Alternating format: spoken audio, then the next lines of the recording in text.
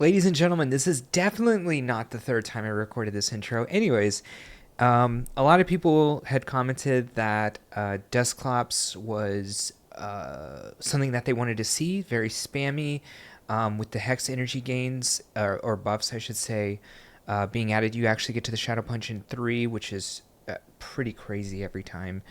And yeah, I just wanted to showcase that. And I also had mentioned we had faced a Shadow Ferrothorn, and even though we had beaten the Shadow Ferrothorn, I had said that it felt like Ferrothorn was actually probably pretty insane in this season.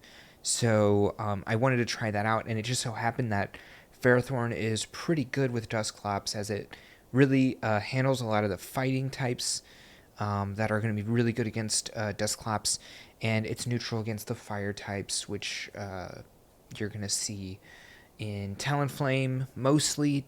You'll see a little bit of Skeledirge, a little bit of Typhlosion, but yeah, I think Talonflame is usually the fire that people end up going. All right, we're going to go ahead and get into the video, but first, if you haven't, definitely hit the subscribe button. Let's do it. Oh, I didn't even mention the third mod. So my third mod is going to be Annihilape. Annihilape's still going to be great this season. Nothing really changed on that front. So a way to really think about this team is kind of like the Hypno Double Dark. It's obviously very different. You can just think about it as like an ABB style team with a mon that you want to keep a shield advantage for in the back. Going to be that Annihilape, and try to like ramp it up in the old Scrafty style. All right, let's get into it. All right, Ferrothorn and a Chargebug. It's not a great matchup. It's fine, though, for Ferrothorn. The thing that I really want this Chargebug to be facing, though, is going to be something like the Dusclops. Obviously, you're going to be resisting the Exeter's and Discharge. Well, it was changed this season, so they ended up coming back in with the They ended up coming in with the Gliscor. We ended up staying in here for a little while. I want to go for a Power Whip here, and then probably I wanted to Power Whip and dip, but since they shielded, I decided to stay in for another one. They don't end up shielding this one. Gonna switch out into Dusclops, and look how fast you're getting into this Shadow Punch. Literally 1 hex away, by the way. They do have Night Slash, which unlucky for us, they did get the boost. But we're obviously going to outpace whenever we want, so we can throw this move here, and if they do decide to shield, we can just match shields, and that'll be great. They end up coming in here with a Primarina. Going to be kind of scary for us here. We are going to get double punch off, which is going to do a decent amount of damage. Not going to KO by any means, but I will say that Primarina in Open Great League is going to be obviously a little easier to kill, even though even in Master League, we should probably shield this just to maintain this, because obviously this is going to be a very insanely difficult matchup for Annihilape to handle. And since they switch, I'm going to let Annihilape just take the damage here. Anyways, yeah, Primarina going to be pretty squishy in a general sense, so able to get one of those punches off earlier into it is going to put it at about 30%. And yeah, we're going to kind of be all in on Ferrothorn here. They did throw energy already on all of their mon here, but mainly Primarina. So Primarina is going to be pretty far away from another move here. And Chargebug, not going to be able to get to the final move here. We get there on good timing for us. But at the end of the day, it was the only time we could throw. And I also thought about not throwing, maybe give energy to Ferrothorn, but you get that extra counter damage through, even though it is resisted by the fairy typing. But we are 2 times boosted from the double Rage Fists earlier in the Chargebug matchup there. So I was like, any little damage I can get in, fine. All right, Jellicent here. It's an okay matchup. Hex obviously going to be really good for Jellicent now to get to Shadow Ball. They end up baiting here on Surf.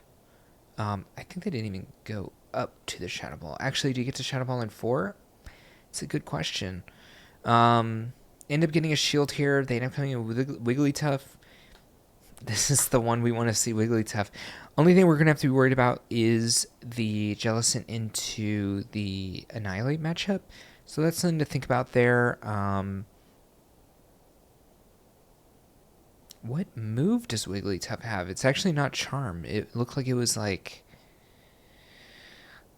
It looked like it was like steel something. I don't know what it was. Anyways, someone could let me know in the comments, I guess, what move that was. Weird move. All right.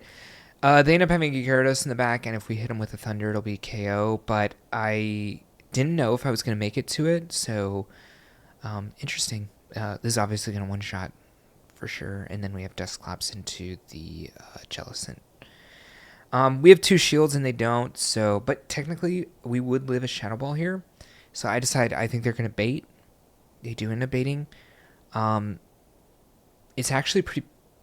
Can we live a Shadow Ball from here? I'm not too sure. DUSCLOPS is obviously very bulky. But, who cares? If this is a Shadow Ball, it's a Shadow Ball. We'll be able to get it down with Annihilate, but I think it's going to end up being a Surf again. Also very possible that they went Ice Beam. Also, it could have Bubble Beam. It's just, those are the things to think about there. All right. Jinx, obviously this is the beginning of the season. You got to give some grace to the battles, I guess. You're not always going to be fighting the #1 trainers or the leaderboarders or things like that. So I don't think Jinx is very good. I feel like DUSCLOPS is going to be really good here just because they don't end up switching out. Training Kiss, okay. I mean, still would hit us. Yeah, I'm trying to save this DUSCLOPS up a little bit here. And they end up coming in with Graveler. I'm going to end up throwing the Ice Punch here. They do have Rock Throw. I think at this point we could just switch into one of our Mon. And I probably will switch into Ferrothorn here. And even though it is double super effective, I figure that Annihilate might have more chances in the back later if I can get it onto a good matchup and maybe sacrifice DUSCLOPS into whatever matchup they ended up coming in there. So ends up not mattering at all. They get one shot. Haunter, although Haunter is very good, it is just very squishy at the end of the day and gets one shot by the Thunder there. Registeel, pretty bad lead for us, to be honest. They end up coming in with a Stunfisk, catching on a Stunfisk. So they do have a lot of energy on the Registeel here. They have 13, I think, lock-ons there, so going to be close to a move. I think it takes 15 or 16. Man, it's been so long since I had to do the counts for Registeel. It's 15 or 16 lock-ons for a move there. They end up coming in with Stunfisk. They go to a Rock Slide here, which kind of weird. But we're bulky enough to survive Earthquake anyways. And they end up going for all the shields here. And I'm like, okay, I'm going to come in with Annihilape. I'm going to just probably end up shielding this. It could be an Earthquake. And I know they have a move on Registeel. So if they ever switch into the Registeel, I'm going to have to shield that as well. They do end up switching into Registeel here. This is a bit of a mistake. Probably shouldn't be throwing close combat into it right away. Could have gotten that extra damage in. Not extra damage so much as it's not going to one-shot anyways. I can get that extra energy in by going up to basically 2 and then throwing. But they know I have his Scrafty here anyways. They're actually triple weak to fighting. Not exactly a team I would run here. Although I love Scrafty. So Greninja, bit of a weird one for us, because Annihilape's good into this. Obviously, it's a fighter versus a dark type, but it gets to its move so fast, and Annihilape is really pressured by the damage actually getting put out by the Hydro Cannons. And although Ferrothorn's good, and I can switch out here for some reason, although Ferrothorn is good against it, it does spam faster, and if it ever gets that increase from the Night Slash, you could be in real trouble there. So scary. Defense drops here on the triple axle. No, not triple axle. V-Create. Been a while since we used Victini. Although in Psychic Cup, you should always be using Victini. I feel like it's very good. Although that was last season. I wonder what has changed, if it's in this season or not. DUSCLOPS obviously is horrific against Greninja, so not going to use that shield. They end up coming in with a Howlucha, which is awkward, and I switch in so slow to the Ferrothorn because I didn't understand the typing that I saw at the top left, right? That's the thing that the beginning of the season really hits you with. Hits you with how many things you really don't know, because you get so used to the normal meta that sometimes you're like, I haven't seen a flying type in a while. Is it I don't know, Noctowl or something, because you're not really looking at that secondary typing. Or you see the fighting type and you're like, I did see a Delphini, is it Delphox? Delphox earlier, and that's a psychic type, but I don't know. It's a little weird to see the different typings in the beginning of the season, I guess. Maybe it's just for me because I come from, I don't know, when I played the main series games, the only game I actually had played before Go was Pokemon Blue, the original, and I guess Pokemon Red in this same sense. Technically, I had Pokemon Red and my brother had Pokemon Blue. Um, yeah, so didn't have a lot of these typings even in that game. I don't think Steel was in that game. Um, I don't think Fairy was in the game. I think normal types were the fairy types. They were just normal. Um, was Ghost in that game? Ghastly was in that game. I'm 90% sure, so I guess it was in that game. So, anyways, now things have double typings, and I guess they had double typings back then. I don't know, man. That my typings, it took me a long time to even get typings down in this game. I feel like that's the biggest barrier to entry to people who are not from the main series games. But yeah. All right, we run into an Azu here. I remember this Azu. I think it's got hydro pump, which is awkward because I let it go. I end up letting the first move go because I'm like, I don't get KO'd here. And I think you actually end up living anyways. Oh, it's an Ice Beam one. Okay, not the one I thought it was, I guess. Going up to the double Shadow Punch here. I was seeing if I could get to 3 maybe, but definitely not going to be able to get there. Going to get farmed down with the bubble here as well. End up saving the DUSCLOPS. I guess saving one move just in case, and technically we shouldn't be too worried. An Ice Beam is neutral here, but not going to do that much damage.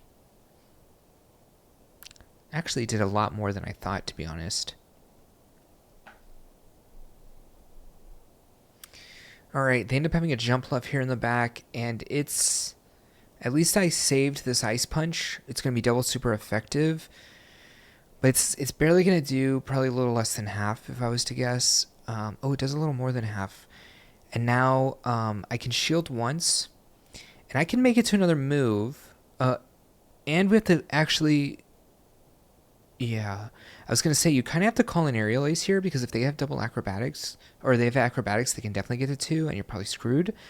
But since they went for the Aerial Ace, and we did make the call, I can make it up to this close combat, and even though this is resisted, whereas the other move, Rage Fist, is neutral, this move just does a lot more damage, so I went for it to go for the KO on the jump left there.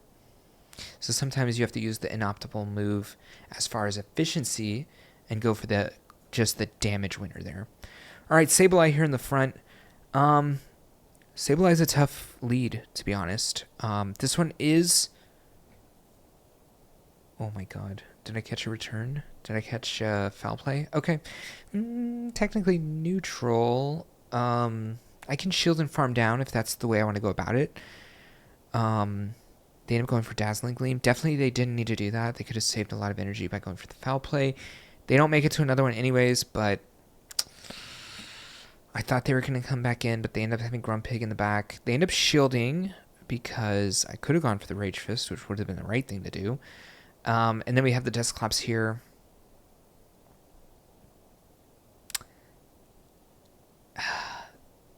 Grumpig's crazy because it has Shadow Ball. And what's the other move? Is it Body Slam? I feel like it's like Dusk Noir, where it has Dynamic Punch. I don't know. We're obviously going to see the Shadow Ball again here. If they get to it, they do not. We have a lot of energy, but we're just going to swap into this because they had the Lapras anyways. And the worst thing the Lapras can have is Ice Beam, which I do think most people are running Ice Beam with Sparkling Aria instead of Skull Bash, which I believe the Blastoises are actually running Skull Bash over Ice Beam. So Ice Beam on the Lapras, you do have to think about is a legacy move. I believe it was from Community Day. Oh, I believe it was from Raid Day, actually. So a long time ago. So definitely going to have to use an Elite TM to get that if you want it. All right, a switch into Talonflame here. I mean, we're neutral here as long as they didn't throw like... Oh, actually our timing is a little bit awkward here because they are going to be able to shield through us, if they want to do that. Because even though we make it to the third move here, the Incinerate is going to KO us, and we have to throw this before that damage goes through, because it will KO us. So now I'm going to have to come in with Annihilape, because obviously we're never farming this down with Ferrothorn. A bit of an awkward swap here. It makes me think that they're going to be weak to Ferrothorn in the back as well. But, you know, shields up with Annihilape is pretty good. And then this will obviously KO. It's double super effective. The only thing is, am I going to be able to make it to a Thunder? I believe so. They actually end up coming with a barrel. I think they probably misclicked here because they ended up being, well, unless they just wanted to eat that energy. But they're just too low. Yeah, we're just going to farm it down. Would have been tough for the opponent anyways. We would have had two shields in a really good matchup for Annihilape, and a matchup that we could just shield through for Annihilape against the Talonflame as well. Alright, Mandibuzz. We saw it is ranked 1 on PvPoke. I did use it in yesterday's video, as well as yesterday's stream.